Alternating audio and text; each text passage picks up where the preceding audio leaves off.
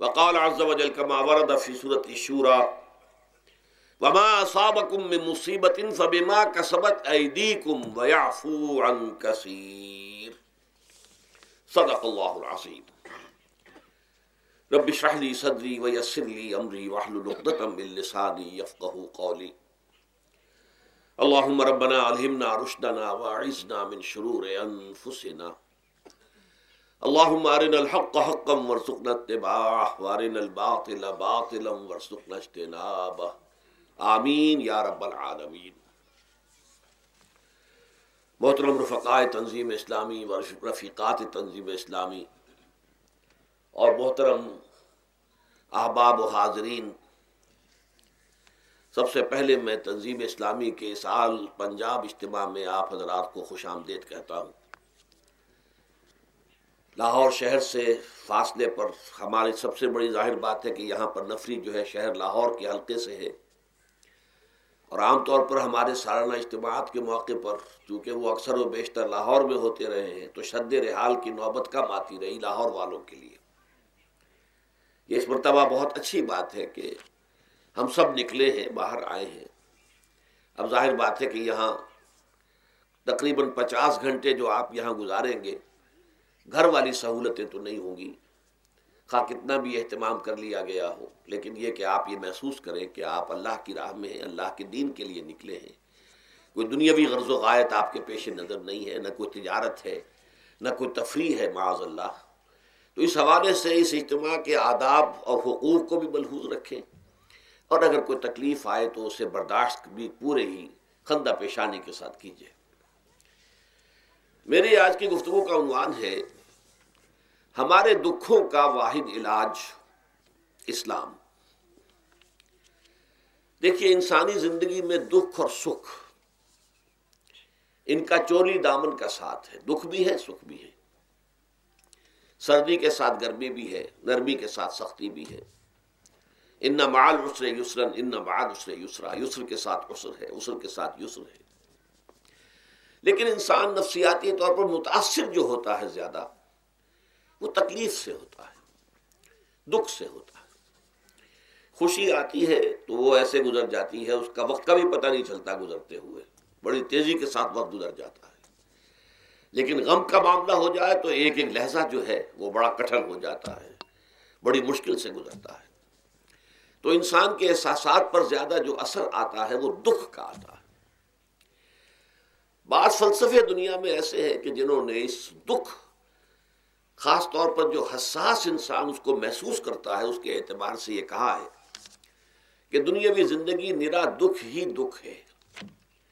آپ کو معلوم ہے کہ تعداد انسانوں کی بہت بڑی تعداد ہے جو بدھ مت کی پیروکار ہے، اور بدھ مت کا کلمہ طیبہ یہ ہے، یعنی یہ ان کا اصل الاصول ہے. جیسے ہمارے دین کا اصل الاصول ہے لا الہ الا اللہ محمد رسول اللہ، کلمہ طیبہ.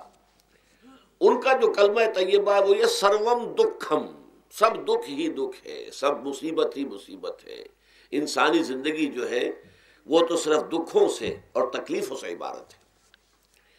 اسی کو غالب نے بھی کہا ہے، آپ نے یہ شعر بھی غالب کا میں نے بہت سے دروس میں سنا ہوگا کہ قید حیات و بند غم اصل میں دونوں ایک ہیں.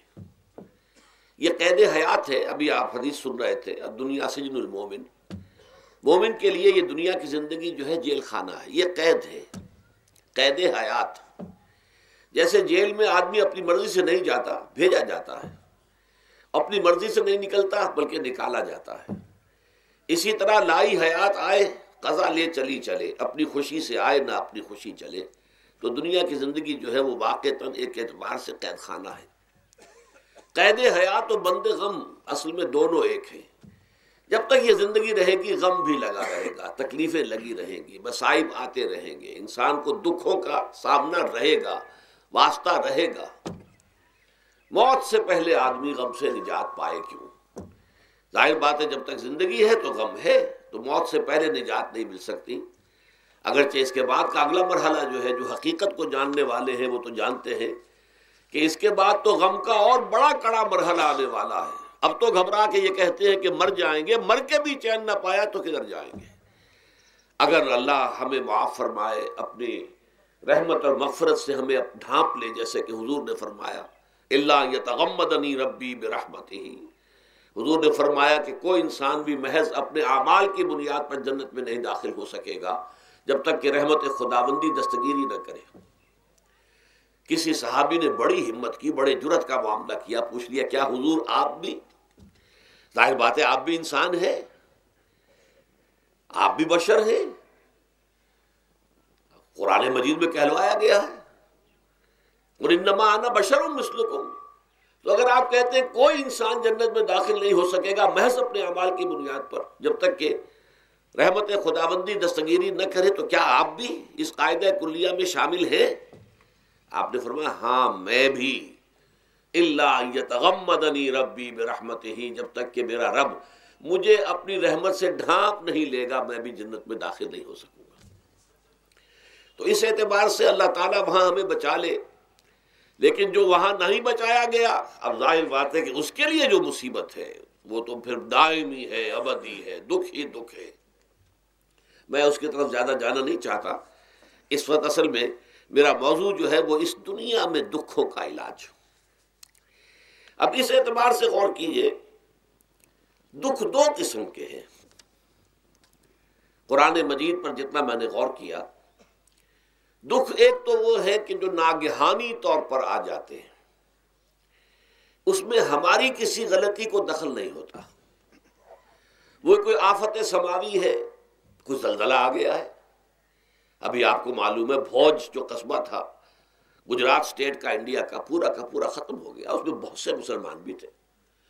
جب کوئی آفت سماوی آتی ہے تو وہ ظاہر بات ہے کہ پھر سب کے سب لوگ اس کی لپیٹ میں آ جاتے ہیں۔ زلزلہ آ گیا یا کوئی اور طوفان آ جائے، جیسا کہ کئی مرتبہ آپ نے اخبارات میں پڑھا ہوگا، اس سال امریکہ میں بہت طوفان آئے ہیں، مشرقی ساحل پر بار بار طوفان آئے، وہاں بھی لوگ مرتے ہیں، وہاں بھی چھتیں اڑ جاتی ہیں، وہاں بھی تباہی جو ہے آتی ہے۔ تو اس حوالے سے ایک تو ہے وہ ناگہانی آفات، آفت ارضی ہو یا آفت سماوی ہو، زلزلہ ہے یا آفت ارضی ہے، طوفان آ گیا ہے، کوئی سائیکلون آ گیا یا آفت سماوی ہے، یا کوئی آسمان سے بڑا سا پتھر آ جائے۔ آپ کبھی کبھی اخبارات میں پڑھتے ہوں گے کہ ایک بڑی چٹان پاس سے گزر گئی، بہت بڑی خلائی چٹان جو ہے زمین کے قریب سے ہو کر گزر گئی، زمین بچ گئی، ورنہ اگر وہ زمین سے ٹکرا جاتی تو نہ معلوم کتنا بڑا یہاں پر تباہی کا معاملہ ہوتا۔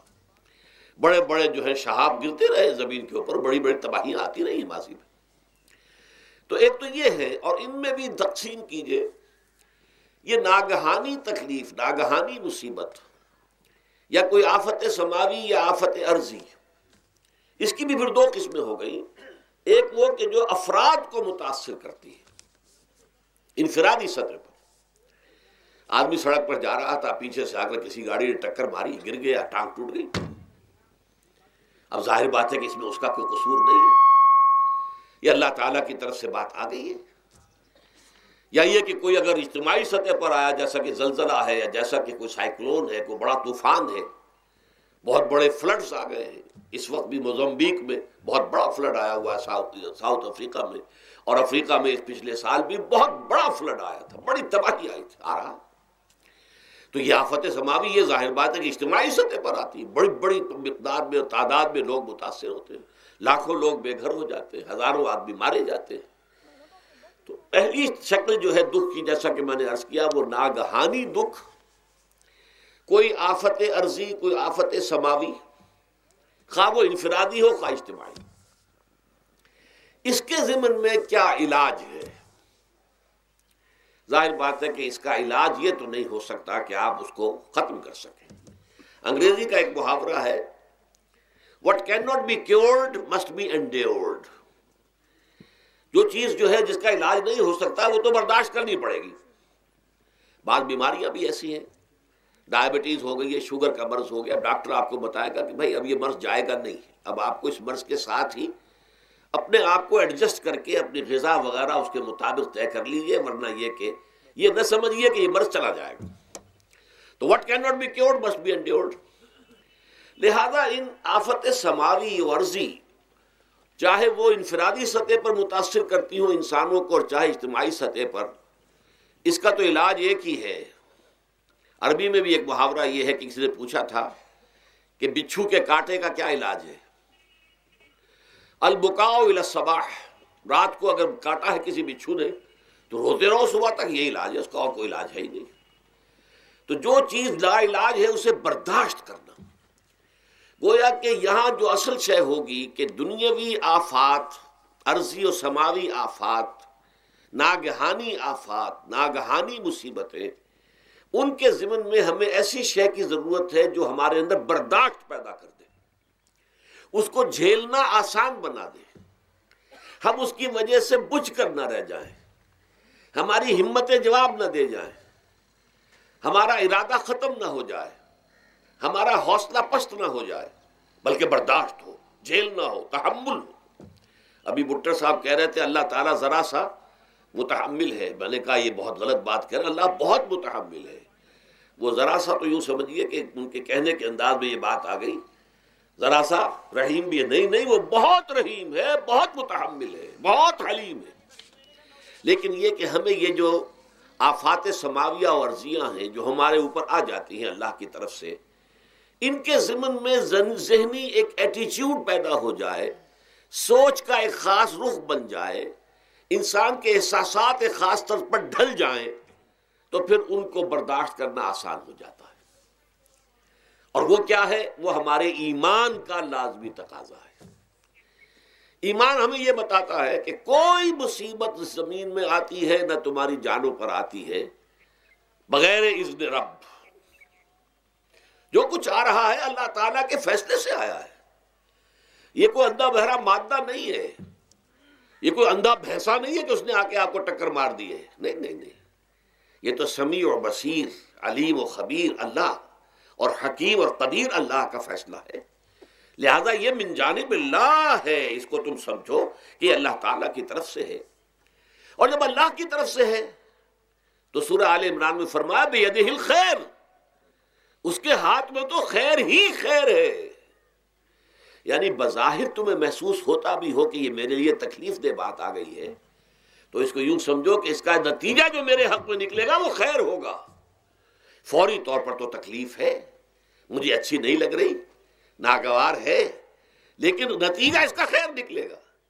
جیسے بچہ بیمار ہے، ماں اسے دوا پینے پر مجبور کر رہی، کڑوی دوا ہے، وہ تو سمجھتا ہے مجھ پر بڑا ظلم ہو رہا ہے، یا آپ لے گئے اسے ڈاکٹر کے یہاں ٹیکا لگوایا ہے، وہ تو چیخ رہا ہے، رو رہا ہے، لیکن آپ کو معلوم ہے، کاش اسے بھی معلوم ہو جائے کہ یہ میرے خیر کے لیے، میرے بھلے کے لیے، اگر اسے یہ معلوم اور محسوس ہو جائے تو اس کی تکلیف اس کے اندر بہت کمی آ جائے گی، وہ سہار لے گا، اس کو وہ برداشت کرے گا۔ اس حوالے سے اس کا جو ہمارے دین میں اس کا نام ہے، اس ذہنی کیفیت کا، ان احساسات کا، اسے اب کہتے ہیں تسلیم و رضا۔ جو کچھ آ رہا ہے اللہ کی طرف سے آ رہا ہے، لہذا سر تسلیم خم ہے، اے اللہ ہم قبول کرتے ہیں، رضا، ہر حال میں تیری رضا پر راضی ہے، جو تیرا فیصلہ ہے ہمیں بصر و چشم قبول ہے، تسلیم و رضا۔ ہم بھی تسلیم کی خو ڈالیں گے، بے نیازی تیری عادت ہی صحیح۔ اللہ تو بے نیاز ہے، لیکن اے اللہ تو ہمارے لیے جو بھی تکلیف کا تو نے فیصلہ کیا، ہم تسلیم کی خو ڈالیں گے، عادت پیدا کر لیں گے اپنے اندر کہ ہر چساقی ماریخت عین الطاف است، کہ میرا ساقی میرے پیالے میں جو کچھ ڈال دے یہ اس کا لطف و کرم ہے۔ یہ مقام رضا ہے، یہ ایمان کا ایک ایسا تقاضا ہے کہ جس کو ہم کہیں گے ایمان کی حلاوت، ایمان کی مٹھاس۔ اگر آپ کا منہ کڑوا ہو جائے تو آپ چینی کھاتے ہیں تاکہ منہ کا ذائقہ ٹھیک ہو جائے۔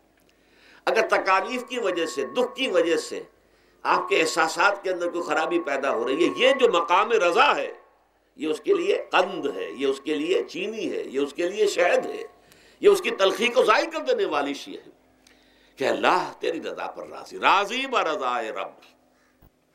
اب اس کے ضمن میں سمجھئے، یہ تو اصولی بات میں نے آپ کو بتا دی، اس کی تین کیفیات ہو سکتی ہے کیوں اللہ کی طرف سے یہ چیزیں آتی ہیں۔ سب سے پہلی شے ہے، اب وہ جو آیات میں نے سنائی تھی وہ سن لیجئے پہلے ترجمہ۔ سورہ تغابن میں فرمایا ما صاب من مصیبت الا باذن اللہ، دیکھو کوئی مصیبت تم پر نہیں آ سکتی، نہیں آتی مگر اللہ کے اذن سے۔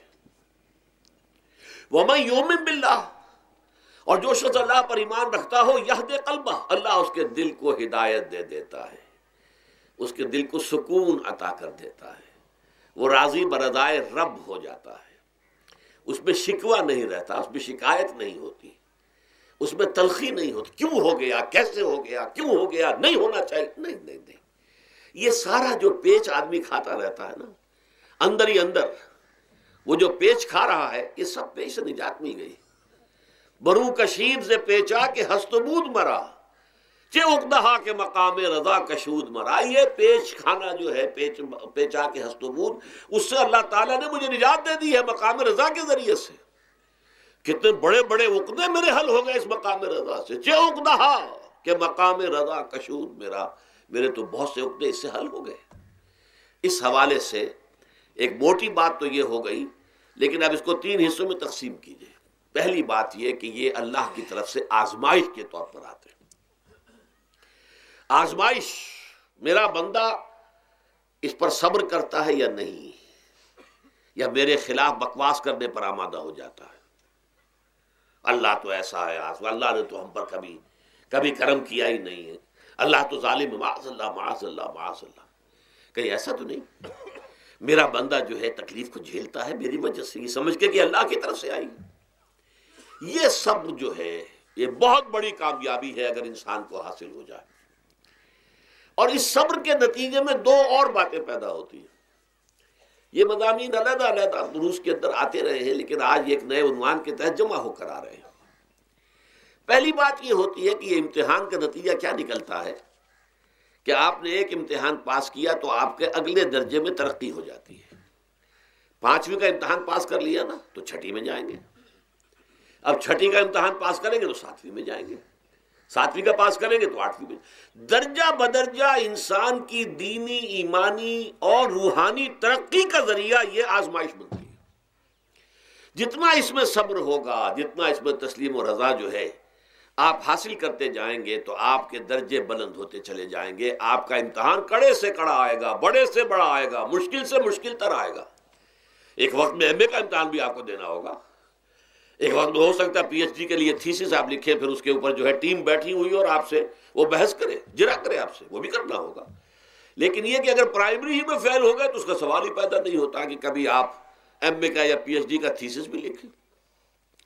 اور اسی کو دوسرے انداز میں کہا گیا ہے قرآن مجید میں، وَلِيُبْلِيَ الْمُؤْمِنِينَ مِنْهُ بَلَاءً حَسَنًا۔ اصل میں ابلا کہتے ہیں، بلا یبلو جو ہے عربی زبان میں آتا ہے آزمانا۔ خلق الموت والحیات لیبلوکم ایکم احسن عملا، یہی معنی ابتلا کے میں، ابتلا یبتلی آزمانا۔ ابلا یبلی جو آتا ہے باب افعال سے، اس میں آتا ہے کسی کو کسی تکلیف میں ڈال کر اس کو نکھارنا، کہ اس کا جوہر نکھر جائے، اس کے اندر جو خیر ہے وہ اور چمک جائے، لوگوں کو بھی معلوم ہو جائے کہ یہ شخص اس مقام کا اہل ہے، اس کے اندر یہ صلاحیت ہے، اس میں یہ قوت موجود ہے۔ تو یہ گویا کہ اہل ایمان کی صلاحیتوں کو نکھارنے کے لیے اور ان کے درجات کی ترقی کے لیے بھی اللہ تعالیٰ دنیا کے اندر یہ مصیبتیں اور امتحانات جو ہیں آزمائش کے حوالے سے افراد پر بھی اجتماعی طور پر بھی لاتا ہے۔ اور ایک اس کا اور بھی ہے، اہل ایمان پر اس طرح کے ابتلاء و آزمائش کی ایک نوعیت اور بھی ہے، اور وہ یہ ہے کہ جو بھی آپ سے غیر ارادی طور پر یا یہ کہ آپ نے کوئی گناہ ارادی طور پر بھی کر لیا، اللہ تعالیٰ اس کی سزا اسی دنیا میں دے کر آخرت کی سزا سے محفوظ کر دیتا ہے۔ گویا کہ اس سے بڑا خیر کیا ہوگا؟ یہاں کی سزا کیا ہے؟ جھیل لی آپ نے، بخار آ گیا، ٹانگ ٹوٹ گئی، چلیے 3 مہینے آپ بستر پر پڑے رہے نا، اور کیا ہوا؟ کچھ نہیں۔ لیکن یہ کہ آخرت کی سزا ملتی ہے بہت عظیم ہوتی ہے، لہذا کفارہ بناتا ہے اللہ تعالیٰ ان گناہوں، ان جو بھی گناہ ہو گئے ہیں، غلطیاں ہو گئی ہیں، ان کا کفارہ اللہ تعالیٰ بندہ مومن کے لیے، حضور کی ایک حدیث ہے، اس کا متن مجھے اس وقت یاد نہیں ہے، کہ مومن کا معاملہ عجیب ہے، اسے کوئی تکلیف پہنچتی ہے صبر کرتا ہے، وہ اس کے گناہوں کا کفارہ بن جاتا ہے، اور اگر کوئی خوبی ملتی ہے اس پر اللہ تعالیٰ کا شکر ادا کرتا ہے، اس کے درجات بلند ہو جاتے ہیں۔ تو یہ معاملہ جو ہے اللہ تعالیٰ کی طرف سے بندہ مومن کے حق میں خیر، کہ در حقیقت اس کے ان گناہوں کی پاداش کہ جو اس نے یہاں کر لیے ہیں، یہی دنیا میں دے کر دھو دیا جائے، پاک کر دیا جائے، جیسے آپ کو معلوم ہے دھوبی جو ہے کپڑے کو بھٹی میں چڑھاتا ہے، گرم پانی میں ڈالتا ہے کہ نہیں ڈالتا، تاکہ اس کا میل نکلے، اس کے آگے پٹکتا بھی ہے ذرا اس کو تاکہ وہ میل اچھی طرح چھٹ جائے اس سے۔ اسی طرح اگر دنیا میں ہمارے میل چھٹ جائیں، دنیا میں اگر ہمارے گناہ دھل جائیں تو یہ بڑے نفع کا سودا ہے، بڑے نفع کا سودا ہے، بڑے نفع کا سودا ہے۔ اس اعتبار سے آپ غور کیجئے کہ اگر یہ حقائق ہمارے سامنے رہے تو کیا کوئی تکلیف دنیا کی ہمیں بھاری محسوس ہوگی؟ ہمیں تو بتایا یہ گیا ہے کہ عسیٰ ان تکرہوا شیئا وہو خیر لکم وعسیٰ ان تحبوا شیئا وہو شر لکم واللہ یعلم وانتم لا تعلمون۔ ہو سکتا ہے کہ تم کسی چیز کو ناپسند کرو، درا حال ہے کہ اسی میں تمہارے لیے خیر ہے، تمہیں نہیں پتا، اور ہو سکتا ہے تم کسی چیز کو پسند کرو، درا حال ہے کہ اس میں تمہارا شر ہے لیکن تمہیں نہیں معلوم۔ اللہ یعلم وانتم لا تعلمون، اللہ جانتا ہے تم نہیں جانتے۔ اس حوالے سے سبردم بتو مایا خیش را تو دانی حساب کم و بیش را، اے اللہ، اس کو کہتے ہیں تفویض۔ یہ سورہ تغابن کے درس میں یہ تمام مضامین تفصیل سے آتے ہیں کہ ایمان کے جو باطنی ثمرات ہیں اس میں سب سے پہلے مقام رضا ہے، پھر تفویض ہے، توکل ہے۔ آپ محنت کر رہے ہیں، محنت کر رہے ہیں، محنت کر رہے ہیں، نتیجہ نہیں نکلا۔ ایک نتیجہ یہ نکلے، ایک بچے نے بہت محنت کی، دن رات کام کیا، فیل ہو گیا امتحان میں۔ اب صدمے سے کمر ٹوٹ سکتی ہے اس کی، لیکن نہیں، ہو سکتا ہے کہ اللہ تعالیٰ نے اسی میں میرے لیے خیر رکھی ہو۔ اس لیے کہ ہماری محنت سے کچھ نہیں ہوگا، ہمارے مادی وسائل سے کچھ نہیں ہوگا، ہوگا اللہ کے اذن سے، اللہ کی مرضی سے، اللہ کی مشیت سے۔ یہ ہمارے لیے خاص طور پر اس اعتبار سے بہت اہم نکتہ ہے، ہم سب راہ حق کے مسافر ہیں، اپنے اپنے بس پڑتے محنت کر رہے ہیں، وقت بھی صرف کر رہے ہیں، مال بھی صرف کر رہے ہیں، محنت کر رہے ہیں، مشقت کر رہے ہیں، لیکن فرض کیجئے جیسا کہ ہے فی الواقع، فرض کیا کیجئے، وہ تو واقع سامنے کی بات ہے، نتائج نکلتے نظر نہیں آ رہے، قدم نہیں بڑھ رہے، ہماری طرف لوگوں کا رجوع عام نہیں ہے، ٹھیک ہے، اس پر قطعاً بدل ہونے کی بات نہیں ہے، یہ اللہ تعالیٰ کی مشیت میں ہوگا، جب وہ چاہے گا تب ہوگا۔ ہمارا کام یہ کہ اپنا فرض ادا کیے چلے جائیں بس، اور نتیجے سے بالکل ذہن کو اپنے منقطع کر لیں، ذہن کا کوئی تعلق آپ کے نتیجے کے ساتھ نہ رہے۔ یہ جب تک کیفیت ہماری نہیں ہوگی، ہم اس راہ پر استقامت اور مدام اس پر محنت اور جد و جہد کرنا جو ہے وہ ہمارے لیے ممکن نہیں رہے گا۔ اس کے لیے میں اگر آپ کے سامنے رکھوں معاملہ کہ حضور صلی اللہ علیہ وسلم کے جو پہلے 10 برس ہیں، جب سے آپ کو آغاز ہوا ہے وحی کا، اس کے بعد سے پہلے 10 برس دن رات کی محنت، شدید مشقت، یہاں تک کہ اللہ بھی روک رہا ہے، نبی آپ اپنے آپ کو ہلاک کر لیں گے، لعلک باخع نفسک الا یکونوا مؤمنین، کیا آپ اپنے آپ کو اس صدمے میں ہلاک کر لیں گے؟ یہ ایمان نہیں لا رہے، اس قدر صدمہ۔ لیکن اس کے ساتھ یہ ہے کہ یہ نہیں ہے کہ نتیجہ نہیں نکل رہا تو کام چھوڑ کے بیٹھ جائیں، نہیں، معاذ اللہ، معاذ اللہ۔ نتیجہ نہ نکلے تو حضرت نوح علیہ السلام کی عمر بھی اگر حضور کی ہوتی، 950 برس بھی حضور دعوت دیتے، آپ کا کام تھا، آپ کا فرض تھا۔ حضرت نوح علیہ السلام بھی تو آخر اللہ کے ایک بندے تھے، اللہ کے رسول تھے، 950 برس تک دعوت دی ہے۔ فَلَبِثَ فِيهِمْ أَلْفَ سَنَةٍ إِلَّا 50 عَامًا، یہ تو ہم مانتے ہی نا، اگر قرآن کے اندر نص قطعی صریح الفاظ نہ ہوتے کہ 950 برس تک رہے، ورنہ یہ بات سمجھ سے بالاتر ہے۔ عام طور پر معلوم ہوتا ہے کہ اس دور میں ابھی عمریں زیادہ تھی لوگ۔ بہرحال جو میں نے عرض کیا تھا کہ دکھ جس سے انسان متاثر ہوتا ہے، اس کی ایک قسم وہ ہے کہ جو ہمارے ارادہ اور اختیار سے باہر، اللہ کی مشیت سے، اللہ کے اذن سے، اللہ کی مرضی سے آتا ہے۔ اس کے لیے ہمارا کام صرف برداشت ہے، جو شے بھی ہمیں برداشت کی صلاحیت عطا کر دے وہی اس کا علاج ہے۔ جیسے آپ کو معلوم ہے کہ بخار بہت تیز چڑھا ہوا ہے، اس کی دوا نہیں ہے اسپرین یا کوئی اور پیراسیٹامول، بخار کی شدت کو کم کر دے گا، وہ کوئی علاج نہیں ہے۔ علاج تو ہوگا اگر معلوم ہو کہ کون سے جراثیم ہے، کس کی وجہ سے ہے، اس کا صحیح اینٹی بائیوٹک کون سا ہے، وہ علاج ہوگا۔ یہ علاج نہیں ہے، لیکن اس کی شدت کی کمی اور اس کے اندر جو احساس ہے جھیل جانے کا، وہ انسان کے لیے آسان ہو جاتا ہے۔ یہی مضمون آیا ہے سورہ حدید میں بھی، ما اصاب من مصیبت فی الارض ولا فی انفسکم، یہاں کھول دیا اس مضمون کو۔ میں نے عرض کیا تھا نا کہ یہ آفت سماوی بڑے پیمانے پر بھی ہو سکتی ہے، زمین میں یعنی زلزلہ آ گیا، فلڈ آ گیا، طوفان آ گیا، ولا فی انفسکم، خاص تمہاری جان میں، تمہیں بخار ہو گیا، تمہیں ٹی بی لگ گئی، تمہیں کوئی اور بیماری آ گئی، تمہیں کینسر ہو گیا، معاذ اللہ ثم معاذ اللہ، ہوتا ہے، آخر ہوتا ہے، دنیا میں انسانی زندگی کے ساتھ یہ ساری چیزیں لگی ہوئی ہیں۔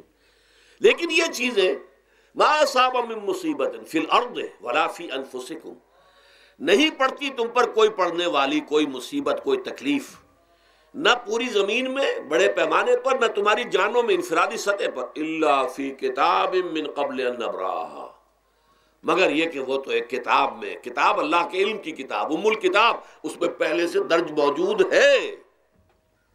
یہ الٹ اپ نہیں ہو گیا، یہ اچانک نہیں ہو گیا۔ آپ اچانک سمجھتے ہیں کہ صاحب میں تو جا رہا تھا، اچانک ٹرک نے آ کے مجھے دھکا مار دیا۔ اچانک کوئی شے یہاں نہیں ہوتی، اس کائنات میں پتہ تک نہیں ہلتا جب تک کہ اس نے رب نہ ہو۔ اچانک کا کیا سوال؟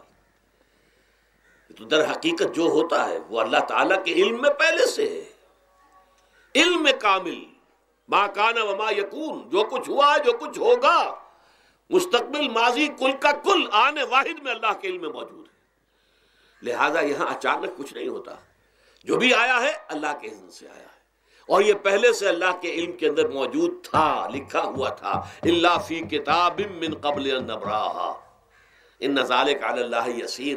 یہ تمہیں تو مشکل نظر آئے گا لیکن اللہ پر بڑا آسان ہے، اللہ کا علم کامل ہے، ما کانا ما یکون کو حاوی ہے۔ لکہ لا تاسوا علی ما فاتکم، تاکہ تم افسوس نہ کیا کرو ان چیزوں پر جو تم سے چھوٹ جائیں، جاتی رہیں، چھن جائیں۔ کوئی موقع تھا ہاتھ سے نکل گیا، کوئی دولت تھی اس پر ڈاکہ پڑ گیا، کوئی اور مصیبت ہے وہ آ گئی، کوئی عزیز فوت ہو گیا، اکلوتا بیٹا تھا فوت ہو گیا، وغیرہ وغیرہ۔ ما فاتکم، فات سے ہی فوتیدگی ہے نا، جو شے بھی نکل جائے، چلی جائے، ہاتھ سے جاتی رہے، چاہے وہ کوئی آپ کا عزیز تھا جو فوت ہو گیا تو آپ کے ہاتھ سے نکل گیا، یا کوئی مال تھا جو آپ کے قبضے سے نکل گیا، ڈاکہ پڑ گیا، چوری ہو گئی، نقصان ہو گیا کاروبار میں بہت بڑا، اس پر افسوس نہ کیا کرو۔ اگر افسوس کرو گے تو اس کا مطلب کیا ہوگا کہ تمہیں اللہ پر اعتماد نہیں ہے، یا تم سمجھتے ہو کہ اللہ کے سوا بھی کوئی ہے جو یہ کام کر سکتا ہے۔ کائنات میں تو ایک ہی کی مرضی چلتی ہے، وہ ہے اللہ۔ لہذا اگرچہ وہ کسی کے ذریعے سے تکلیف آپ کو پہنچی ہے، کسی نے آپ کو پتھر مارا ہے، وہ پتھر ہو سکتا ہے آپ کو نہ لگتا، لگ گیا ہے تو اللہ کے فیصلے سے لگا ہے، اس کا باپ بھی نہیں پتھر مار سکتا آپ کو اگر اللہ کا اذن نہ ہو۔ لہذا آپ پتھر مارنے والے کو بھی مجرم سمجھیے، ٹھیک ہے، اس سے بھی قصاص لینے کا آپ کو حق ہے، لیکن یہ جان لیجئے کہ جو آیا ہے پتھر وہ اذن رب سے آیا ہے۔ اب ظاہر بات ہے کہ اگر یہ کیفیت ہوگی تو غصہ اتنا نہیں ہوگا اس شخص پر کہ جس نے یہ کام کیا ہے، بلکہ ہو سکتا ہے آدمی مسکرا کے رہ جائے، جیسے کہ وہ میں واقعہ سناتا رہا ہوں اپنے دروس میں کہ ایک درویش منش آدمی جا رہا تھا، جو رب کرے سو ہو، جو رب کرے سو ہو، جو رب کرے سو ہو۔ کسی شخص نے پتھر اٹھا کر دے مارا، اس کے سر پہ لگ گیا کہ اس نے پیچھے پلٹ کر دیکھا کس نے مارا ہے۔ اس نے کہا مجھے کیا دیکھتے ہو، جو رب کرے سو ہو، یہ تو رب کے مارنے سے۔ اس نے کہا مجھے تو یہ پتھر رب کے مارے ہی لگا ہے، لیکن میں دیکھ یہ رہا تھا بیچ میں کس کا منہ کالا ہو گیا، اپنے لیے کس نے ایک گناہ کما لیا، اپنے لیے کس نے ایک مصیبت جو ہے وہ مول لے لی، وہ بیچ میں تم آ گئے ہو۔ پتھر اللہ کی طرف سے آیا ہے، لیکن اس کا عذاب، اس کا وبال تم پر آ جائے گا۔ بہرحال یہ تو میں نے عرض کیا آپ کے سامنے، وہ چیزیں کہ جو آ جاتی ہیں، وہ تکالیف، وہ مصائب جو اللہ کی طرف سے من جانب اللہ ہے، اس میں آپ کسی کو مورد الزام نہیں ٹھہرا سکتے، وہ آپ پر آ گیا۔ دوسری تکلیفیں وہ ہیں جن کے لیے فارسی میں کہتے ہیں خود کردہ، اپنے ہاتھوں جو مصیبتیں آتی ہیں۔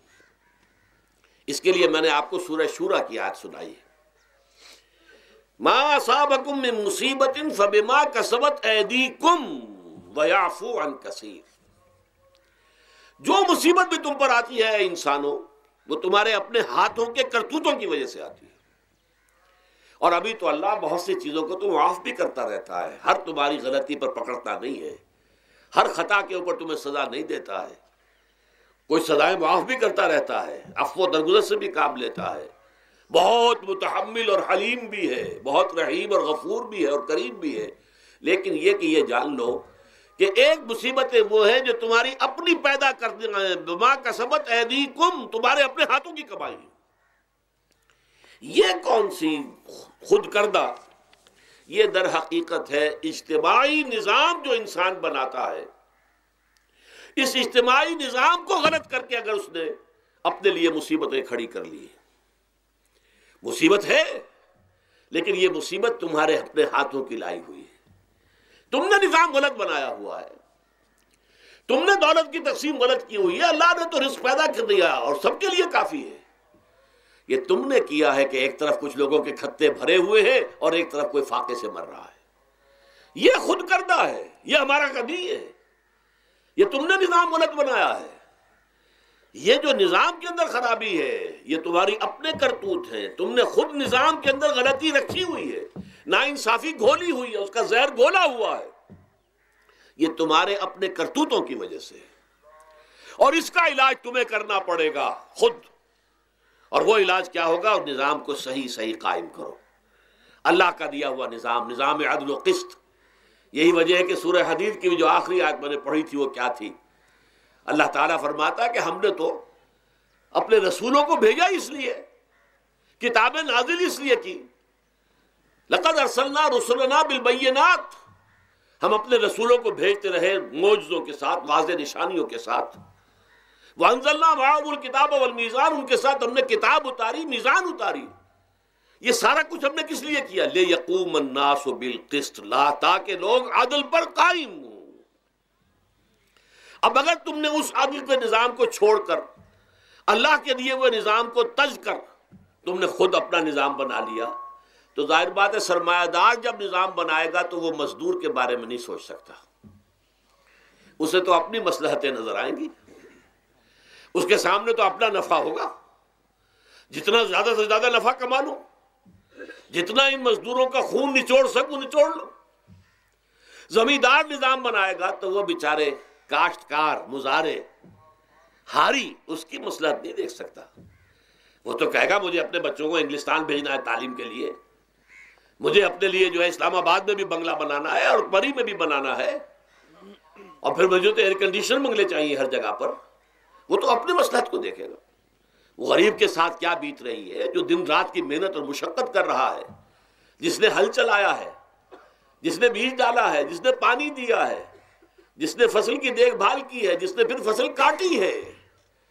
اس کے لیے تو بمشکل 2 وقت کا گزارا، وہ بھی بمشکل. اور اس کے علاوہ نہ اس کے بچے کے لیے علاج معالجے کی کوئی سہولت ہے، نہ اس کی اولاد کے لیے تعلیم کی کوئی کا بندوبست ہے. لیکن یہ کہ اسی کی محنت کے نتیجے میں عیش اڑا رہا ہے وہ زمیندار اور جاگیردار. ان کے محل ہیں، ایئر کنڈیشنڈ ہیں، ان کے بچے انگلستان اور امریکہ میں تعلیم حاصل کرتے ہیں. اب آگے بڑھ کر انہوں نے کارخانے دار بھی وہ بن گئے. وہی لوگ ہیں کہ جو اعلیٰ تعلیم حاصل وہ کرتے تھے وہی بیوروکریٹس بنتے ہیں، انہی میں بڑے بڑے افسر آئیں گے. عام آدمی جو ہے وہ تو شاذ نکل آتے ہیں. کچھ لوگ بہت ذہین بچے بھی ہوتے ہیں، غربا کے بچے بھی ہوتے ہیں، کبھی کبھی نکل آتے ہیں، لیکن وہ تو کوئی 1-2 دانے ہوں گے ایسے جو بہت ہی انتہائی طور پر غیر معمولی طور پر ذہین ہو. عام بچہ کہاں کرے گا، کیسے جائے گا؟ لہذا وہ پیچھے رہ جائے گا. وہ جونیئر کلرک ہوگا یا بہت تیر مارے گا سینئر کلرک ہو جائے گا، اپر گریڈ کلرک ہو جائے گا لوور گریڈ کلرک سے بڑھ کر. اللہ خیر صلی اللہ. یہ کمشنر کون ہوں گے، ڈپٹی کمشنر کون ہوں گے؟ یہ تو ظاہر بات ہے اسی. سیکریٹری کون ہوں گے؟ یہ 22 گریڈ والے کون ہوں گے، 21 گریڈ والے کون ہوں گے؟ ان کی اکثریت انہی لوگوں میں سے ہوگی. اس حوالے سے یہ جو غلطی، یہ جو دکھ ہے، یہ دکھ تمہارا اپنا پیدا کردہ ہے اور خود کردہ رہا علاج نہیں. اس کا علاج اور کچھ نہیں ہے جب تک کہ تم خود اپنے طرز عمل کو نہیں بدلو گے. اب یہ جو دکھ ہے میں اس میں سے چند کو آپ کے سامنے گنوانا چاہتا ہوں. دیکھیے، سب سے پہلا دکھ جو دنیا میں انسان نے خود پیدا کیا سماجی سطح پر، یہ پیدائشی طور پر نیچ ہے اور یہ پیدائشی طور پر اونچا ہے. یہ مسلی ہے اور یہ سید ہے. ہمارے ہاں تو پھر بھی اللہ کا فضل ہے کہ اتنا زیادہ فرق و تفاوت نہیں. ہندوؤں میں یہ شودر ہے اور یہ برہمن ہے، علم حاصل کرنا برہمن کا حق ہے، شودر کا حق ہی نہیں ہے۔ اور شودر کے کان میں اگر اشلوک بھی پڑ جائے کہیں بغیر ارادے کے، کہیں جا رہا تھا اور کہیں گیتا کے اشلوک ہو رہے تھے، اس نے سن لیے، تو اس کی سزا کیا ہے؟ سیسا جو ہے اس کو پگھلا کر اور وہ اس کے کان میں ڈال دیا جائے تاکہ سماعت ہی ختم ہو جائے۔ دنیا میں یہ کس نے کیا بھائی؟ یہ خود انسان نے کیا۔ یہ ظلم انسان اپنے اوپر ڈھا رہا ہے، یہ اونچ نیچ اس نے خود بنائی ہے۔ ہمارے ہاں بھی ہے، اتنی نہیں ہے۔ مصلی کا کیا مقام ہے آپ کے معاشرے میں؟ سید کچھ بھی ہو، بدمعاش ہو، زانی ہو، سید ہے، اسے تو جھک کر اس کے گوڑے کو ہاتھ لگائیں گے۔ لیکن یہ کہ دوسرا شخص جو ہے مصلی، کتنا ہی نیک ہو، بھلا ہو، پارسا ہو، وہ برابر جو ہے چارپائی پر بھی بیٹھنے کا حقدار نہیں۔ یہ ساری اونچ نیچ ہم نے پیدا، اللہ نے نہیں کیا تھا۔ اللہ نے تو تمام انسانوں کو مساوی پیدا کیا۔ اللہ کے رسول یہ فرما کر گئے، لا فضل لعربی علی عجمی ولا لعجمی علی عربی ولا لأحمر علی اسود ولا لأسود علی احمر الا بالتقوی کلکم بنو آدم وآدم من تراب۔ دیکھو کسی عرب کو کسی اجمی پر فضیلت نہیں ہے، کسی اجمی کو کسی عرب پر کوئی فضیلت نہیں ہے، کسی گورے کو کسی کالے پر فضیلت نہیں ہے، کسی کالے کو کسی گورے پر فضیلت نہیں ہے، الا بالتقوی۔ یہ اگر فضیلت ہے تقوی، کون خدا ترس زیادہ ہے، کس کے اخلاق زیادہ بلند ہیں، کون نیک اور پارسا زیادہ ہے، کون لوگوں کی خدمت زیادہ کرتا ہے، اس کے اعتبار سے درجہ بلند ہوگا۔ پیدائشی طور پر تمام انسان بالکل مساوی ہے۔ پھر ہمارے معاشرے میں جو ظلم ہوتا ہے، دو طبقات ہیں جو حضرات سورہ نساء پڑھتے ہیں، اس میں سب سے پہلے دو طبقات جو کہ گرے ہوئے تھے اس معاشرے میں اور آج بھی گرے ہوئے ہیں، ایک یتیم اور ایک عورت۔ ان دونوں کے لیے ابتدائی سے سورہ نساء کے اندر جو ہے احکام آئے تو ان کے بارے میں آئے۔ یتیموں کو ان کا مال ہڑپ کر جانا، ان کو دھکے دینا۔ ارأیت الذی یکذب بالدین فذلک الذی یدعو الیتیم ولا یحض علی طعام المسکین۔ تم نے کبھی غور کیا اس شخص پر جو کہ جزا و سزا کا منکر ہے؟ وہی ہے کہ جو یتیم کو دھکے دیتا ہے۔ یتیموں پر ظلم ہوتا ہے، وہ آپ کے معاشرے میں پستے ہیں، پٹتے ہیں، ان کا کوئی والی وارث نہیں، ان کی طرف سے کوئی پوچھنے والا نہیں، کوئی بولنے والا نہیں۔ اور پھر یہ کہ اگر اس کا باپ کو مال چھوڑ گیا ہے تو وہ چچا کھا جائیں گے، کوئی اور ولی کھا جائیں گے، ختم کر دیں گے، ہڑپ کر جائیں گے۔ جس پر قرآن مجید کہتا ہے کہ ان الذین یاکلون اموال الیتامی ظلما انما یاکلون فی بطونہم نارا۔ یقیناً وہ لوگ جو یتیموں کا مال ناحق ہڑپ کرتے ہیں، وہ اپنے پیٹوں میں آگ کے انگارے بھر رہے ہیں۔ وَسَيَصْلَوْنَ سَعِيرًا۔ اور یہاں تو دنیا میں جو آگ کے انگارے ہیں وہ محسوس نہیں ہو رہے، آخرت میں ایک طرف وہ آگ کے انگارے ظاہر ہو جائیں گے جو اندر سے جلائیں گے، اور ایک طرف جہنم کی آگ باہر سے جلائے گی۔ یہ دو طرفہ جلن جو ہے ان کو برداشت کرنی پڑے گی۔ ظاہر بات ہے یہ ہمارا اپنا کیا ہوا ہے، یہ اللہ کی طرف سے نہیں ہے، یہ ہم نے نظام غلط بنایا ہے، ہم نے اتوار اپنے برے کر لیے۔ اور دوسرا طبقہ خواتین کا، عورتوں کا۔ سب سے بڑا ظلم اس معاشرے میں کیا ہے؟ جو بچپن ہی سے احساسات کے اوپر ایک بوجھ بن جاتا ہے بچیوں کے، کہ بیٹے کو افضل سمجھتے ہیں، بیٹی کو جو ہے گھٹیا سمجھتے ہیں۔ اس قدر ناانصافی، اس قدر ناانصافی۔ اسی باپ کے نطفے سے بیٹا بھی ہے اور بیٹی بھی ہے، اسی ماں کے رحم میں بیٹے نے بھی پرورش پائی ہے، بیٹی نے بھی پرورش۔ بعضکم من بعض، قرآن کہتا ہے تم سب ایک دوسرے میں سے ہو، کوئی افضل نہیں، کوئی گھٹیا نہیں۔ اللہ تعالیٰ نے، اللہ کے نبی نے کسی بیٹے کی پرورش پر کوئی اجر و ثواب نہیں بتایا۔ ہاں، 2 یا 3 بیٹیوں کو پال پوس کر، تہذیب سکھا کر، پھر ان کی شادی کر کے ان کے گھروں میں پہنچا دیا، جنت کی ضمانت اللہ تعالیٰ دے رہا ہے۔ اور سب سے بڑی بات یہ کہ سب سے زیادہ محبوب انسان حبیب اللہ محمد ہے صلی اللہ علیہ وسلم، اور محمد کو اللہ نے بیٹے نہیں دیے، دیے بھی تو لے لیے، بیٹیاں دی، 4 بیٹیاں دی۔ اور کتنی محبت کرتے تھے محمد صلی اللہ علیہ وسلم کی بیٹیوں سے، خاص طور پر حضرت فاطمہ سے، وہ تو آپ سیرت میں پڑھیے کتنی محبت، کس قدر محبت۔ سب سے چھوٹی تھی شاید اس لیے۔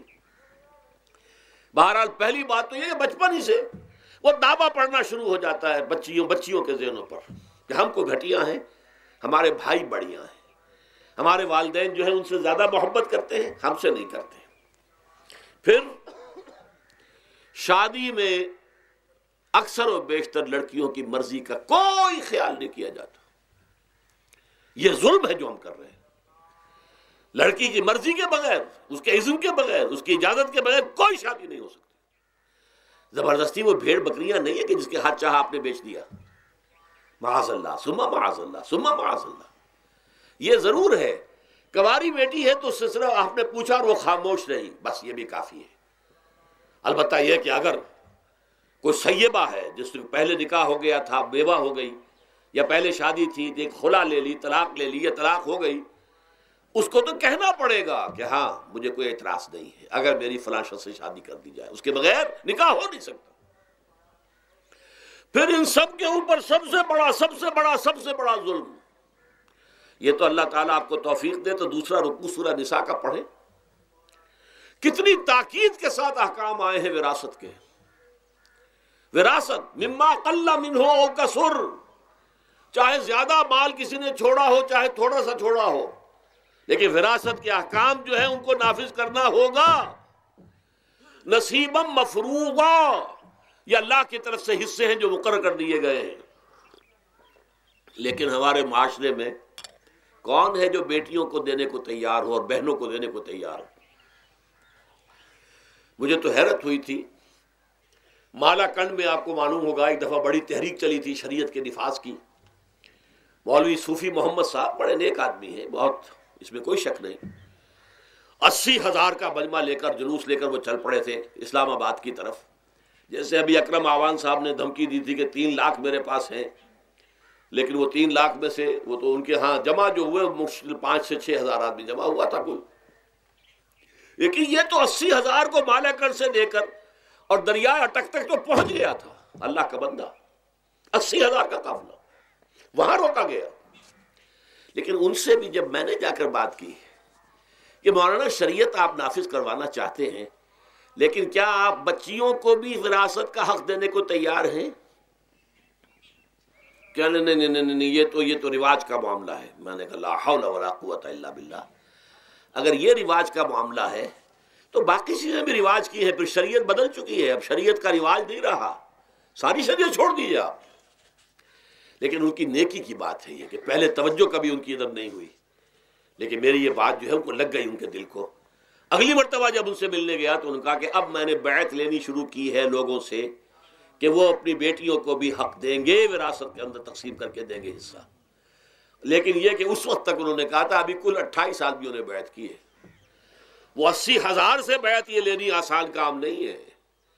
80,000 کو جوش دلا کر شریعت کے نام پر لا کر ٹکرا دینا یہ آسان کام ہے، لیکن 80,000 سے یہ بیعت لینا کہ پورے شریعت پر عمل کریں گے یہ بہت مشکل ہے.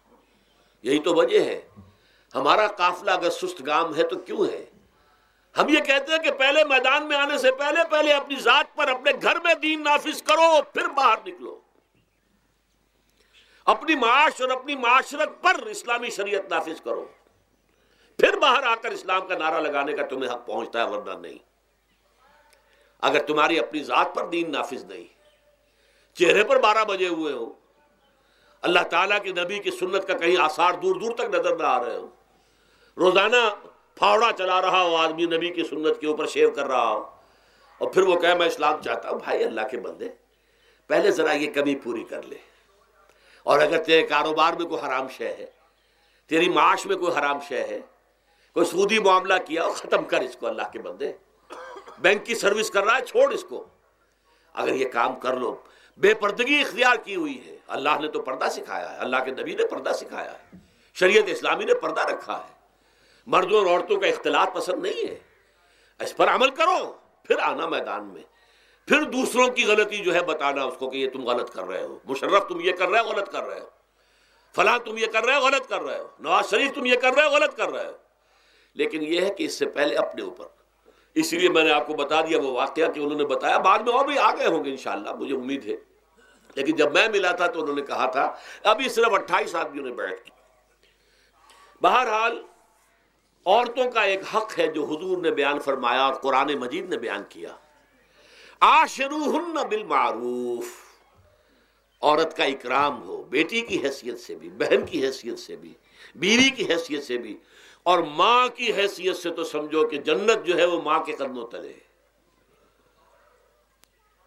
الجنت تحت اقدام الامہات، فرمان ہے محمد رسول اللہ صلی اللہ علیہ وسلم کا۔ لہذا اکرام، عورت کا اکرام، عورت کی عزت، بیٹی کی حیثیت سے بھی، بہن کی حیثیت سے بھی، بیوی کی حیثیت سے بھی، اور ماں کی حیثیت سے بھی۔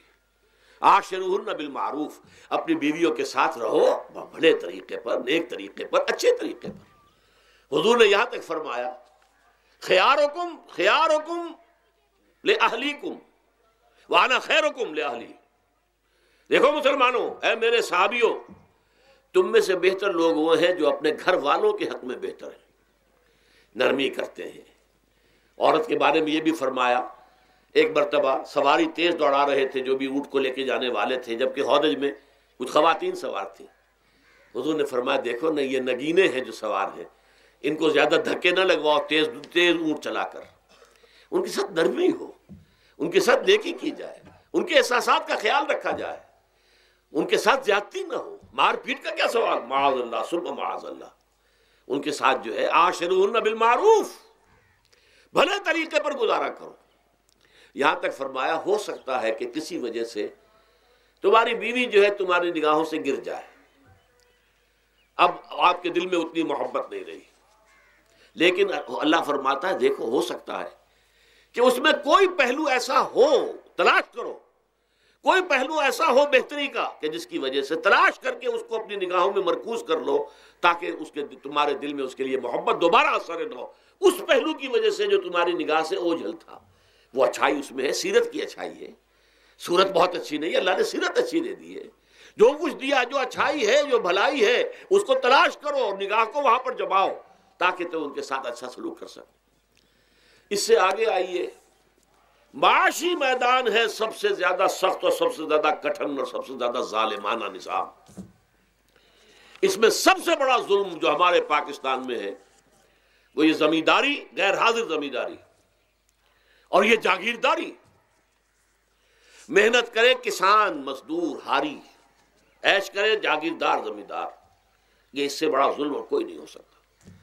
اور چونکہ ہماری معیشت بنیادی طور پر زرعی معیشت ہے، ہمارا تو زیادہ تر جو آبادی کا طبقہ ہے وہ کاشتکار ہے، لہذا سب سے بڑا ظلم جو ہو رہا ہے وہ در حقیقت یہ زمینداری، غیر حاضر زمینداری اور جاگیرداری۔ اب اس میں سمجھ لیجئے اس بات کو اچھی طرح، کتنا بڑا ظلم ہے۔ ایک شخص خود شہر میں رہ رہا ہے، لاہور میں، ساری سہولتیں اسے حاصل ہیں، کتنی سہولت ہوتی ہے، ٹوٹی کھولی اور پانی آ رہا۔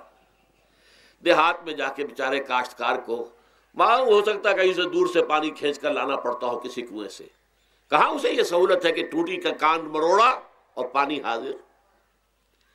کہاں یہ سہولت ہے کہ بجلی کا بٹن اوپر سے نیچے کیا اور بقا روشن ہو گیا؟ یہ ساری سہولتیں بھی لے رہا ہے اور وہ تنخواہ بھی لے رہا ہے کوئی، یا کوئی کاروبار بھی کر رہا ہے، اور ایک زمین اس کے پاس ہے، فلاں ضلع میں میرا رقبہ ہے، اس رقبے پر جو کاشت کر رہا ہے آ کر اس کی کمائی میں سے، اس کی فصل میں سے آدھا بٹا کر لے جاتا ہے۔ کیا حق پہنچتا ہے اسے؟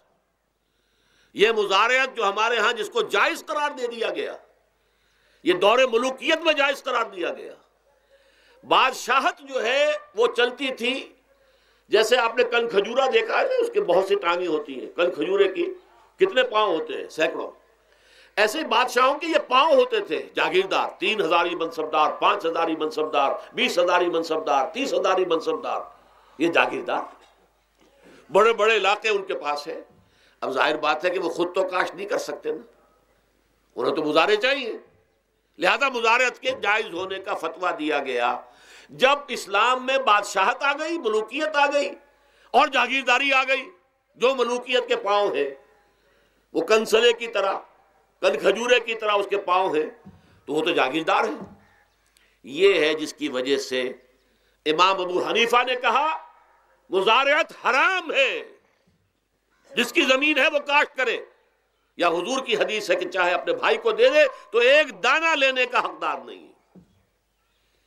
اگر تو تمہارا کوئی اور ذریعہ معاش نہیں ہے تو ٹھیک ہے، جاؤ کاشت کرو، تمہارا کوئی اور ذریعہ معاش ہے، تمہارا کاروبار ہے، تمہاری دکان چل رہی ہے، تم ملازمت میں ہو، تمہیں تنخواہیں مل رہی ہیں، تمہارا پروویڈنٹ فنڈ بھی جمع ہو رہا ہے، تمہیں تو تمہارے ریٹائرمنٹ کے بعد وہ پینشن بھی مل جائے گی، اور اس کے ساتھ ساتھ تم نے یہ ظلم روا رکھا ہوا ہے۔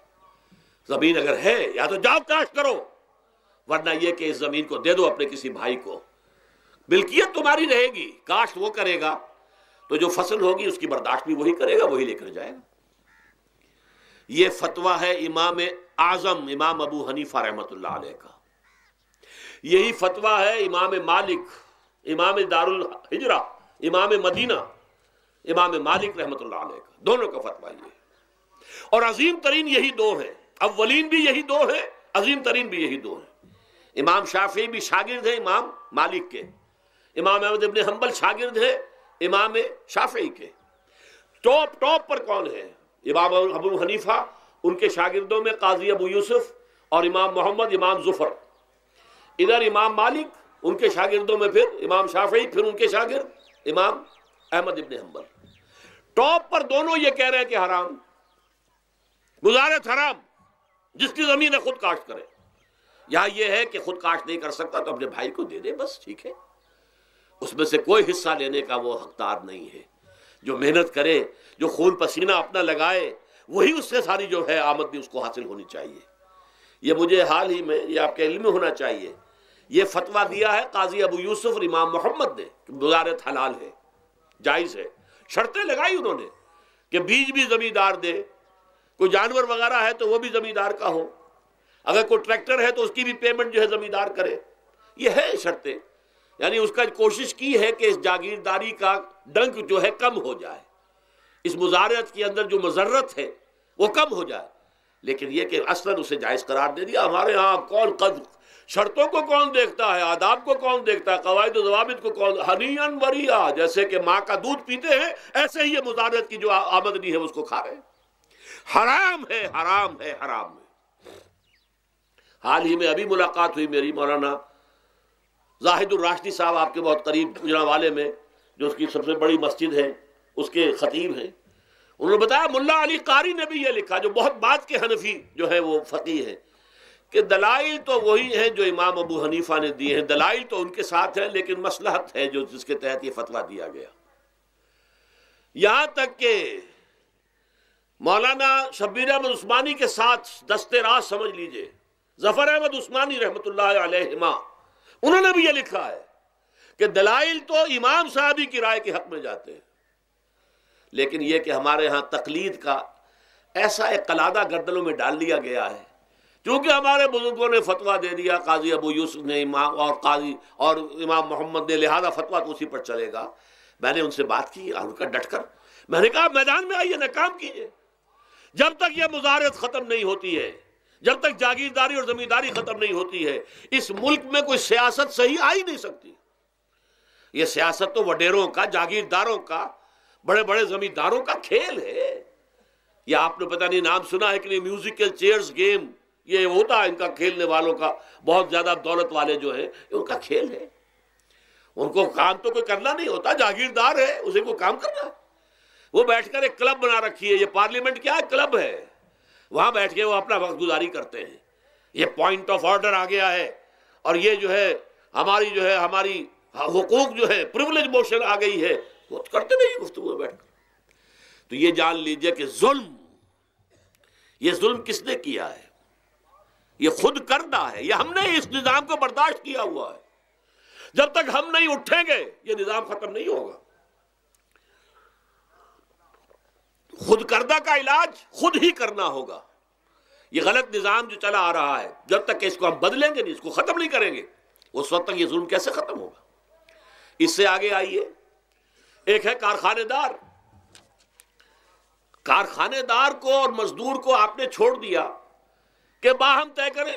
کارخانے دار کہتا ہے میں تو صاحب آپ کو 15 روپے دوں گا، کام کرنا ہے تو کریں، نہیں کرتے تو نہ کریں۔ آپ نے زیادہ سے زیادہ یہ کیا کہ نہیں، یہ ویج بہت کم ہے، آپ نے ایک یونین بنا لی، کچھ ہڑتال کر دی۔ اچھا ہڑتال کر دی، 10 دن کی ہڑتال کے بعد غریب مزدور کا تو بچہ ہو سکتا ہے بھوکا مرنے لگے، کارخانے دار کی صحت پہ کوئی اثر پڑے گا؟ اس میں لاکھوں ہیں، کروڑوں ہیں، اس کی صحت پر کوئی اثر نہیں پڑتا۔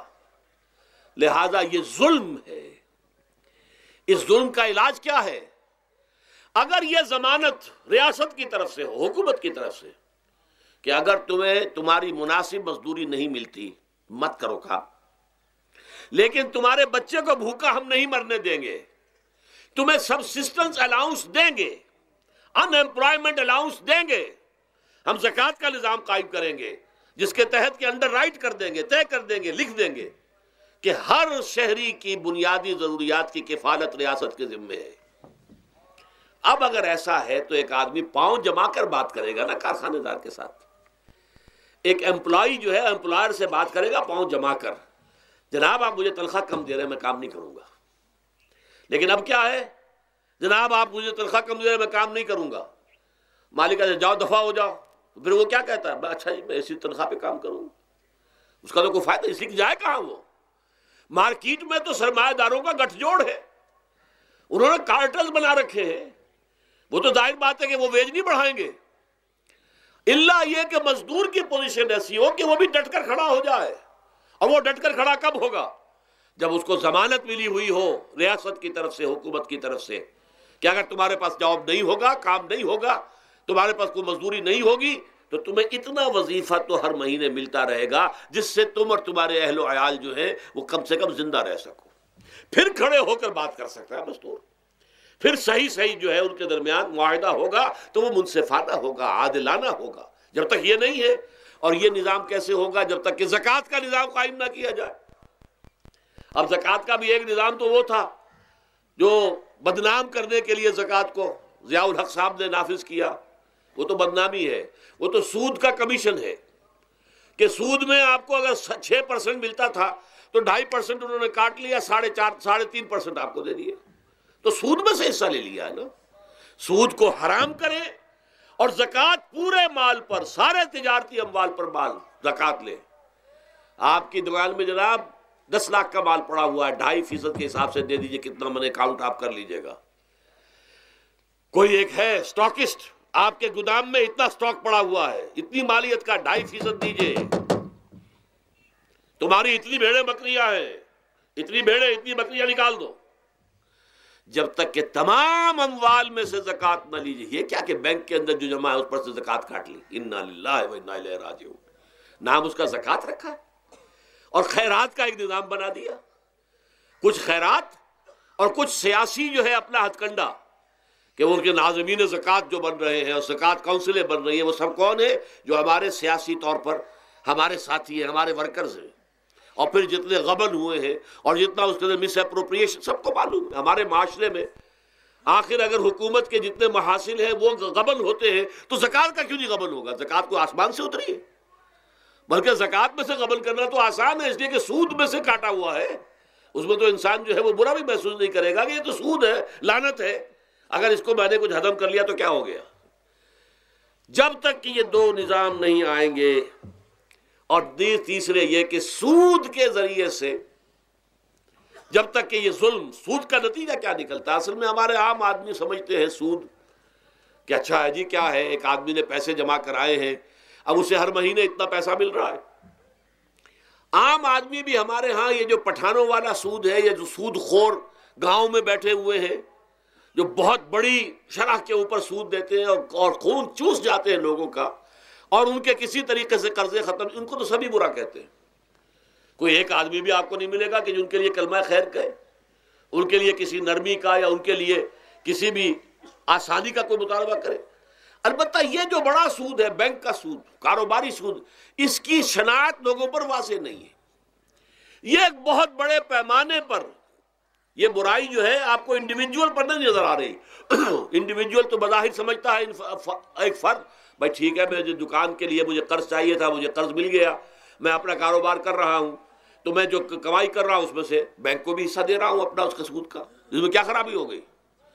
اس کی خرابی سمجھ میں آتی جب آپ کو معلوم ہو اسی سود کے ذریعے سے دنیا میں اس وقت ایک چھوٹی سی اقلیت ہے، کل 1 کروڑ یا 1.25 کروڑ یہودی اور پوری دنیا کی دولت کے اوپر قابض ہو کر بیٹھ گئے. یہ سارا وہ بینکنگ نظام جو یہودیوں نے بنایا، یہ IMF ورلڈ بینک جس کے ہم اس وقت غلام بن کر رہ گئے. ہمارا چیف مارشل ایڈمنسٹریٹر اسے کہیں یا چیف ایگزیکٹو کہیں، ہمارا تو حکمران ہے، ہمارا بادشاہ ہے اس وقت. اور وہ بادشاہ سلامت کہتے ہیں کہ یہ IMF اور ورلڈ بینک کے لوگوں کے گوڈے ہمیں پکڑنے پڑتے ہیں، گوڈے گٹے. کیوں؟ ہم غلام ہیں ان کے، اور ہم جکڑے ہوئے اس سود کے اندر. پوری دنیا کو یہودی سود خوروں نے در حقیقت اپنے شکنجے میں جو جکڑا ہے، جس طریقے سے کہ ان کو اپنے اندر ایک اپنے پورے ہتھ کنڈوں کے اندر جو باندھ کے رکھ دیا ہے، یہ سود کے ذریعے سے. اور اس کا نتیجہ کیا نکلتا ہے؟ دیکھیے، امریکہ میں کہتے ہیں بڑی جمہوریت ہے، لوگ ووٹ دیتے ہیں، لیکن حقیقت اگر لوگ جانتے ہوں کہ دیوے استبداد جمہوری قبا میں پائے کو، تو سمجھتا ہے یہ آزادی کی ہے نیلم پری. ہم نے خود شاہی کو پہنایا ہے جمہوری لباس، جب ذرا آدم ہوا ہے خود شناس و خود نگر. اب امریکہ میں اصل میں کیا ہے؟ امریکہ میں کیپٹلسٹ کا نظام ہے. یہ حکومت کس کی ہے؟ سرمایہ داروں کی ہے. جو کروڑ پتی نہ ہو وہ الیکشن نہیں لڑ سکتا. اور کروڑ پتی جو ہے اپنے پیسے کی بدولت وہ صحافیوں کو خرید لے گا، ٹیلی ویژن چینلز خرید لے گا، وہ لوگوں کے ذہنوں پر چھا جائے گا، آ جائے گا. یہ گورنمنٹ آف دی کیپٹلسٹ ہے، ناٹ عوام. یہ دھوکہ ہے، فریب ہے سرمایہ داروں کا. وہاں وہ جاگیردار اس طرح کے نہیں ہیں، سرمایہ دار ہیں. وہاں جاگیرداری کی وہ حیثیت نہیں رہی، اس لیے کہ ان کے تحت آدمی نہیں ہوتے. وہ تو اگر بڑے بڑے رینچ ہیں، بڑے بڑے اگر فارم ہیں، تو وہاں بھی آپ کو معلوم ہے کہ چونکہ مشینوں کے ذریعے سے بوائی بھی ہو رہی ہے اور ہل بھی چل رہا ہے مشینوں سے، بوائی بھی مشینوں سے، کٹائی بھی مشینوں سے، تو زیادہ انسان کی ضرورت ہی نہیں رہی. لہذا وہ سیاسی نظام وہ نہیں ہے جو یہاں کا ہے، لیکن وہ زمیندار بھی وہاں کا کیپٹلسٹ ہے، نظام کیپٹلسٹ کا ہے. تو در حقیقت یہ ڈیموکریسی جو ہے، اس سے جو کہتے ہیں government of the people by for the people, نہیں، گورنمنٹ آف دی کیپٹلسٹ، سرمایہ دار کی حکومت ہے. اور سرمایہ دار جو ہے اس نے اپنی کلب بنائی ہوئی ہے، بیٹھا ہے. پارلیمنٹ ہے، یہ کانگریس ہے، یہ سینٹ ہے، یہ سرمایہ داروں کی کلب ہے. باقی عوام کے لیے وہاں کیا ہے؟ واقعہ یہ ہے کہ عام آدمی امریکہ کا بھی یہ ضرور ہے کہ بنیادی ضرورتیں محنت کر کے خون پسینہ ایک کر کے اپنی وہ حاصل کر لیتا ہے، لیکن بہت نچلی سطح پر ہے. عام آدمی وہاں بھی بہت نچلی سطح پر ہے. اور ایسے لوگ ہیں معدود گنتی والے جو 40 50 بلین کا ایک چیک لکھ سکتے ہیں، وہ سب یہودی ہیں. House of Rothschilds, house of Goldsmiths, یہ سٹی بینک جو یہاں بھی آ گیا ہے اپنی ساری گندگیاں پھیلانے کے لیے، سٹی ہاؤسز اور سٹی کار، یہ کیا ہے؟ یہ جکڑ لینا ہے آپ کو. آپ کو ذرا سا دھوکہ دیا، جاؤ جی لے لیجئے کوٹھی لے لیجئے، ہم آپ کو قرض دیتے ہیں. آپ پھول گئے، اتنی بڑی کوٹھی کا میں مالک ہو گیا. اب جب اس کا قرض دینے کے چکانے کا معلوم ہوا کہ میں تو غلام ہو کر رہ گیا ہوں، جو کماؤں وہ سارا کا سارا ان کی قسط کے اندر چلا جائے گا. اور اگر خدا نہ خواستہ کہیں ڈیفالٹ کر گیا تو جتنا میں نے دیا تھا وہ بھی ہضم، اور مکان وہ ضبط کر کے اور نیلام کر دیں گے. اللہ خیر صلی اللہ.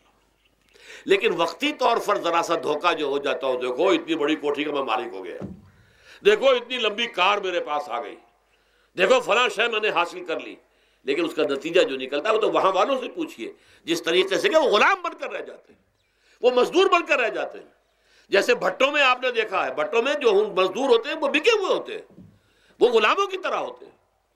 ان کو بلکہ لوگ ایک دوسرے سے خرید کر لے کر جاتے ہیں. ایک بھٹے والا آتا ہے اور دوسرے بھٹے کی جو مزدور جو غلام ہے ان کو وہ وہاں کی پیمنٹ کر کے اور لے جاتا ہے. وہ بالکل ان کے سرس کی طرح ہے، ان کے غلاموں کی طرح ہے. یہ ساری جو میں نے آپ کے سامنے گنوائی ہیں، یہ در حقیقت نوع انسانی کو جو تقسیم کیا گیا، انگریزی میں آپ کہتے ہیں ہیوز اور ہیو ناٹس. قرآن نے اس کے لیے کیا لفظ استعمال کیا؟ محرومین اور مترفین. اور ان مترفین کی وجہ سے اللہ کا عذاب آتا رہا دنیا میں. ان کے گل چھرے ابھی بسنت منائی، کس نے منائی؟ یہ لکھپتی کروڑ پتی ہیں، انہوں نے عیش کیے ہیں، راتوں کو نیند حرام کی ہے لوگوں کی، یہ بسنت منا رہے ہیں. کیا ہو رہا ہے؟ در حقیقت یہ وہی ہے مترفین. سورہ بنی اسرائیل میں فرمایا جب ہم یہ فیصلہ کر لیتے ہیں وَإِذَا أَرَدْنَا أَن نُهْلِكَ قَرْيَةً امرنا مترفیہا ففسقوا فیہا فحق علیہ القول فدمرناہا تدمیرا. جب ہمارا فیصلہ ہوتا ہے کہ کسی بستی کو، کسی علاقے کے لوگوں کو ہلاک کر دیں، تو مترفین جو ہیں، دولت مند لوگوں کو ہم حکم دے دیتے ہیں، آزادی دے دیتے ہیں، ان کی لگام ڈھیلی کر دیتے ہیں، اس میں فسق و فجور کا بازار گرم کر دیتے ہیں. اور جب پورا فسق و فجور کا بازار گرم ہو جاتا ہے، اچانک ہماری پکڑ آتی ہے، دمرناہا تدمیرا، ہم اس کو پٹخ کر رکھ دیتے ہیں، ٹکڑے ٹکڑے کر دیتے ہیں. یہ مترفین. اور دوسری طرف محرومین. اسی طریقے سے مستضعفین اور مستکبرین. ایک طرف مستکبرین ہے، ہاٹی پیپل، جو کہ پارلیمنٹ میں جاتے ہیں، جو جاتے ہیں سینٹ کے اندر بیٹھتے ہیں، جن کا ایک طبقہ ہے، وہ ایک علیحدہ ہی ہے، ان کی سوسائٹی علیحدہ ہے، ان کے تہوار علیحدہ ہیں. نیو ایئرز نائٹ پر جو کچھ یہ کرتے ہیں بدماشیاں، اس کا ذرا سا آپ کو اندازہ بہرحال دیہات کے رہنے والوں کو نہیں ہے. لاہور اور کراچی کے لوگوں سے پوچھئے کیا ہوتا ہے، اسلام آباد کے لوگوں سے پوچھئے، پشاور اور کوئٹے کے لوگوں سے پوچھئے. یہ سب در حقیقت مستضعفین ایک طرف، مستکبرین دوسری طرف، محرومین ایک طرف اور مترفین ایک طرف. یہ سوسائٹی کو تقسیم کر کے، اور پھر تقسیم کرو اور راج کرو، ڈیوائیڈ اینڈ رول. یہ آپس میں ٹکرائیں گے، آپس میں لڑیں گے، تم ان سب کے اوپر حکومت کرو. اب ظاہر بات ہے کہ اس کا علاج میں نے عرض کیا تھا نا، کہ پہلے قسم کے دکھ تو وہ ہیں جو من جانب اللہ آتے ہیں، اس کا تو سوائے برداشت کے کوئی مادہ نہیں، کوئی اس کا اور ہمارے پاس چارہ نہیں. لیکن برداشت کا حوصلہ بڑھانے کے لیے وہ ساری باتیں ایمان کے ذریعے سے ہمیں ملتی ہیں. لیکن یہ جو خود کردہ ہے، اپنے غلط نظام کی وجہ سے جو دکھ ہم نے پھیلا رکھا ہے، جو محرومی پھیلا رکھی ہے، جو بھوک پھیلا رکھی ہے، جو لوگوں پر ظلم کا جو ہے بازار گرم ہو رہا ہے، چاہے وہ سماجی سطح پر ہے، گھروں میں ہے، چاہے بازاروں میں ہے، چاہے مارکیٹوں میں ہے، چاہے کھیتوں میں ہے، چاہے کارخانوں میں ہے، یہ سب ہمارے غلط نظام کا نتیجہ ہے، یہ اللہ کی طرف سے نہیں ہے. وَمَا أَصَابَكُم مِّن مُّصِيبَةٍ فَبِمَا كَسَبَتْ أَيْدِيكُمْ. یہ تمہارے اپنے ہاتھوں کی کمائی ہے، تمہارے اپنے ہاتھوں کے کرتوت ہیں، تم نے غلط نظام کو قبول کیا ہوا ہے. اب اس کا علاج کیا ہوگا؟ اب علاج ایسے ہوگا جد و جہد کے ذریعے سے اس نظام کو ختم کیا جائے. اس لیے کہ یہ تو میں نے آپ کے سامنے بیماری کا بیان کر دیا ہے، علاج کیا ہے انشاءاللہ اس کے بارے میں گفتگو جو ہے وہ پرسوں ہوگی 11 بجے دن. اقول قولی ھذا واستغفر اللہ لی ولکم ولسائر المسلمین والمسلمات.